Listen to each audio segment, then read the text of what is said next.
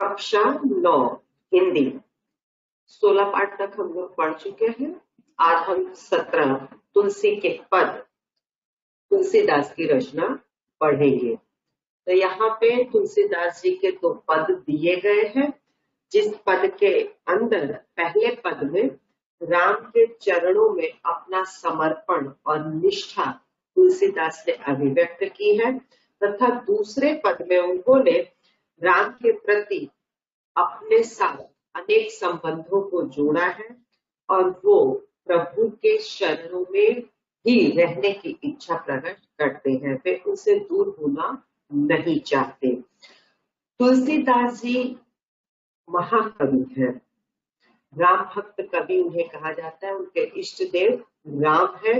इनका समय काल ईस्वी सन 1532 से 1623 का माना गया है।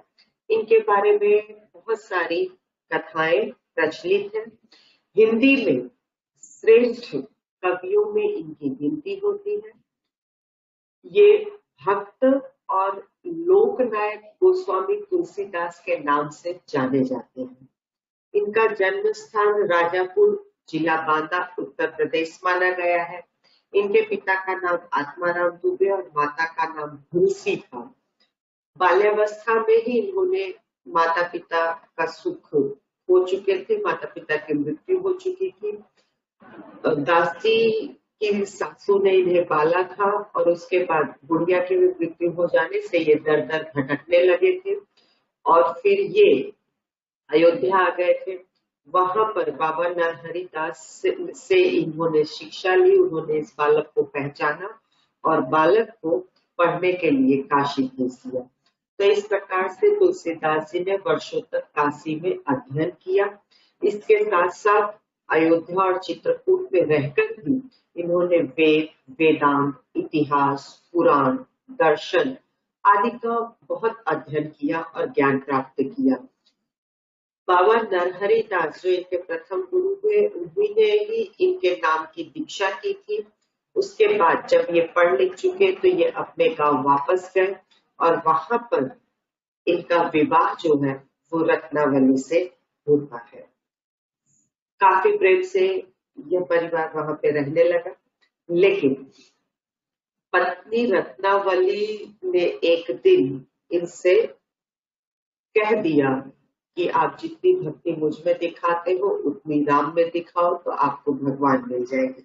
ये बात इन्हें लग गई और इन्होंने घर छोड़ दिया और उसके बाद ये राम के परम भक्त बन गए और इनकी रचनाओं में राम ही नायक के रूप में दिखाई देते हैं। इन्होंने राम भगवान की ही भक्ति की है।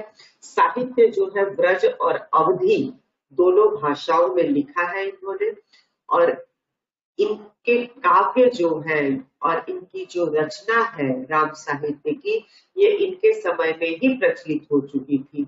इसी नाते तुलसीदास ने मतलब सभी कवियों में श्रेष्ठ इसलिए भी है कि इन्होंने खूब अध्ययन किया हुआ है, जिससे इनके साहित्य में शैली में एक श्रेष्ठता देखने को मिलती है।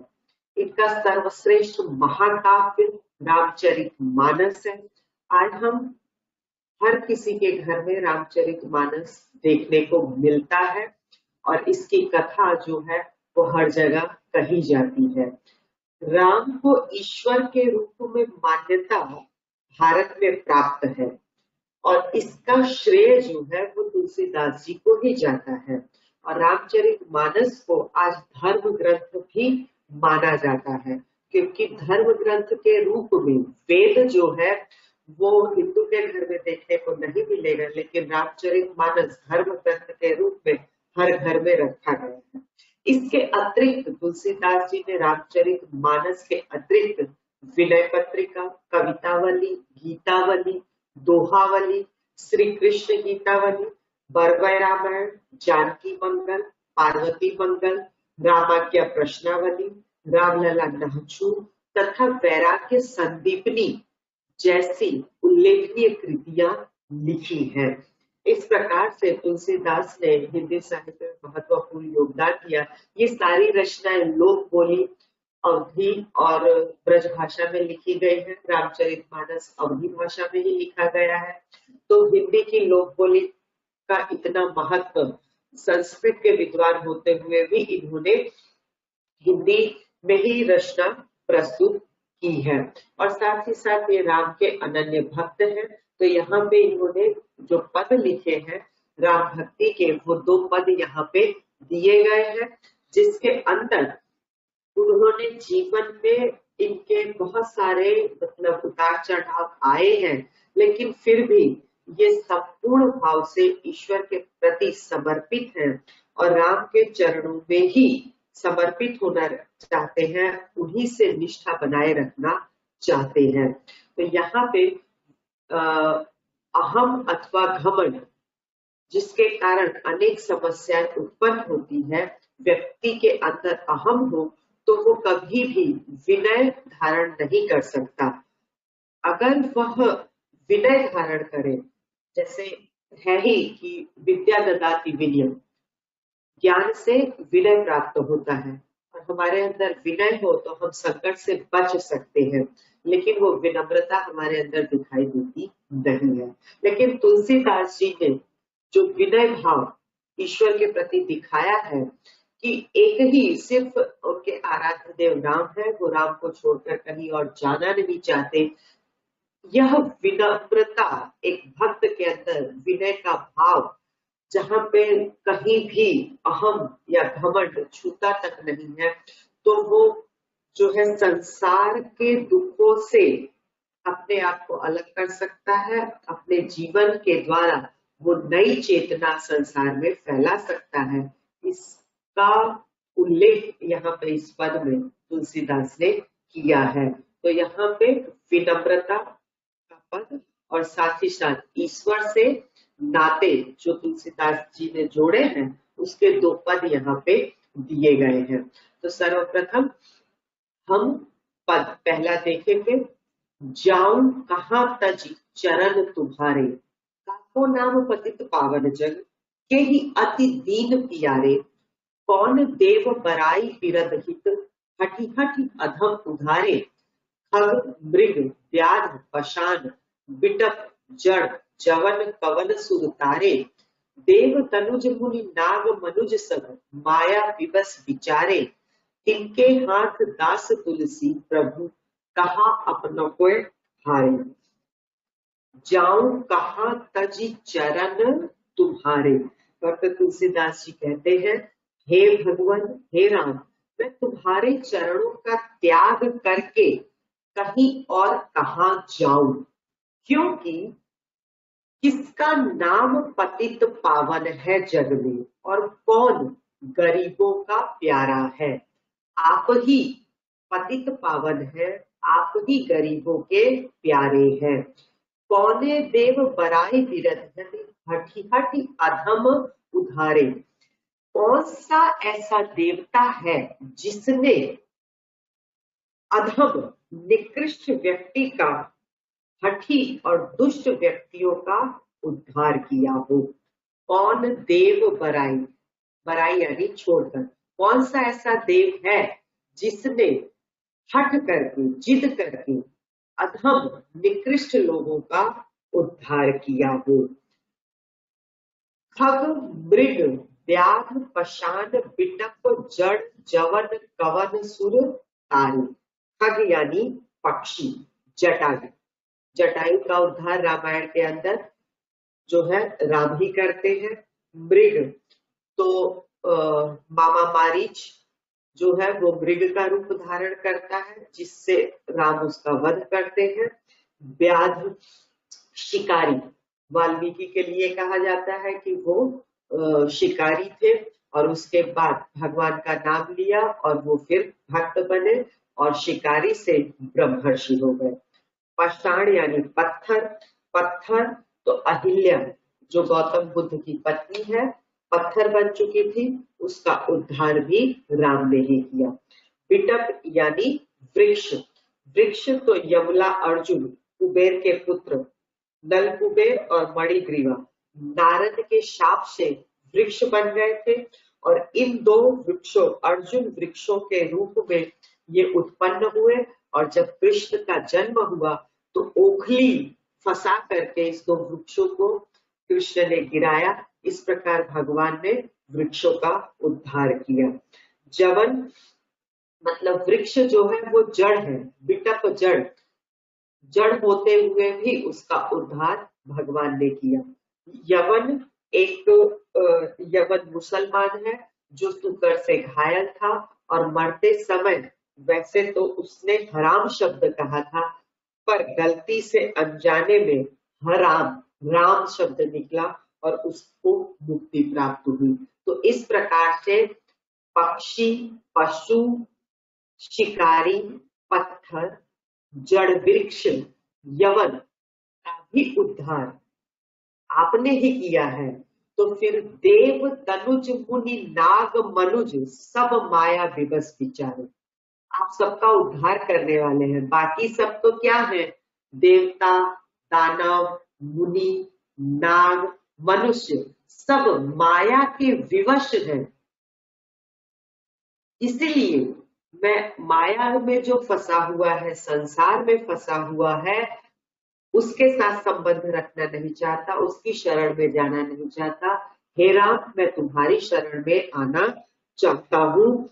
जब वो सब माया के वशीभूत हैं, उसके बारे में ही सोचते हैं। लेकिन हे तुलसीदास जी कहते हैं, हे प्रभु, मैं अपनापन जोड़ने से उनके साथ कोई लाभ, तिनके हाथ तुलसीदास प्रभु कहा अपना पाँव हारे, मैं उनके साथ कोई संबंध जोड़ करके अपने आप को हराना नहीं चाहता, मैं सिर्फ आपकी शरण में आना चाहता हूँ। समझ में आ गया होगा। जाऊं कहाँ तजी चरण तुम्हारे, आपके चरणों को छोड़कर कहा मैं जाऊं। किसका नाम पतित पावन है इस संसार में, कौन दीनों को प्यारा है। तो हे दीन बंधु, पतित पावन ईश्वर आप ही है। कौन सा ऐसा देव है जिसने हट करके, जिद करके अधम लोगों का उद्धार किया है। चाहे वो खग, मृग, व्याध, पाषाण, विटप, जड़, यवन कोई भी हो, सभी लोगों का आपने उद्धार किया है। बाकी सब देवता, दानव, मनुष्य, मुनि, नाग सब माया के विवश होकर के ही, वशीभूत होकर के ही कार्य करते हैं। मैं उनके पास नहीं, आपकी ही शरण में आना चाहता हूँ। हे प्रभु, मैं आपसे ही अपनापन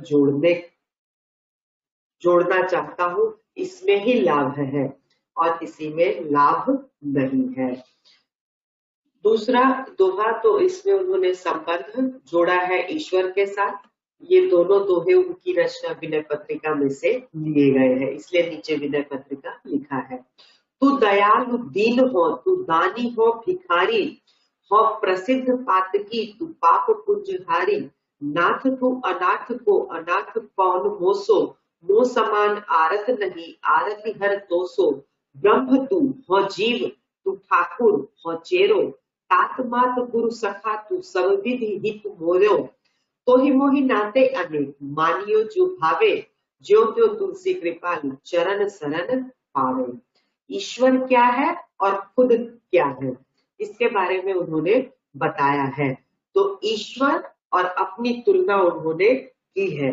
हे प्रभु, आप दयालु हैं तो मैं दीन हूँ, दया का पात्र हूँ। यदि आप दानी हैं तो मैं भिखारी हूँ। आप प्रसिद्ध, मैं भिखारी हूँ। यदि मैं हो प्रसिद्ध पातकी, यदि मैं प्रसिद्ध पातकी यानी पापी हूँ, तो आप पाप पुंज हारी है। पुंज यानी समूह, पापों के समूह का हरण करने वाले आप हैं। यदि मैं पापी हूँ। नाथ तू अनाथ को, मेरे जैसे अनाथ का नाथ तू ही है। मेरे जैसा अनाथ तो दूसरा कोई है ही नहीं, क्योंकि तुलसीदास जी के माता पिता बचपन में ही मर चुके थे। मोह समान आरत नहीं आरती हर तोसो, मेरे समान कोई दुखी नहीं है। आरत यानी दुखी इंसान, और आपके समान नहीं आरती हर तोसो, आपके समान दुखों को दूर करने वाला और कोई नहीं है। मेरे जैसा दुखी कोई नहीं है आपके जैसा दुख दूर करने वाला ईश्वर कोई नहीं है। ब्रह्म तू हो जीव, तुम आप पर ब्रह्म हो, तुम ब्रह्म हो तो मैं जीव हूँ जिसके अंदर आपका निवास होता है। तुम ठाकुर हो चेरो, यदि तुम मालिक हो तो मैं आपका दास हूँ। स्वामी हो, चेरा यानी दास, तो मैं आपका दास हूँ। ठाकुर यानी स्वामी, मालिक हो तो मैं आपका नौकर हूँ।